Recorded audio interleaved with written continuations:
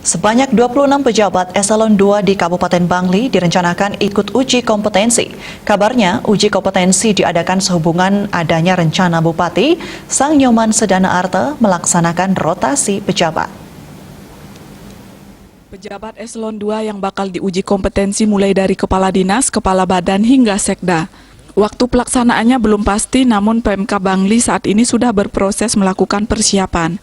Sebagaimana yang diungkapkan Sekretaris Badan Kepegawaian Daerah Pengembangan Sumber Daya Manusia (BKD PSDM) Kabupaten Bangli Nimade Ayu Wiratningsih, berdasarkan Undang-Undang ASN Nomor 5 Tahun 2014 serta PP 17 Tahun 2020 tentang manajemen pegawai negeri sipil, uji kompetensi pejabat wajib dilakukan setiap 5 tahun.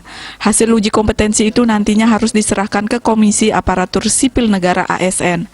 Selanjutnya, KASN akan memberikan rekomendasi kepada Bupati dari hasil uji kompetensi itu.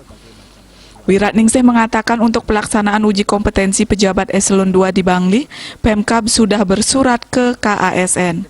Pemkab bersurat untuk meminta rekomendasi melaksanakan uji kompetensi. Untuk pelaksanaan uji kompetensi dibentuk panitia seleksi atau pansel. Pansel beranggotakan akademisi, LSM, dan orang birokrasi. Dayu Swasrina, Bali Pos melaporkan.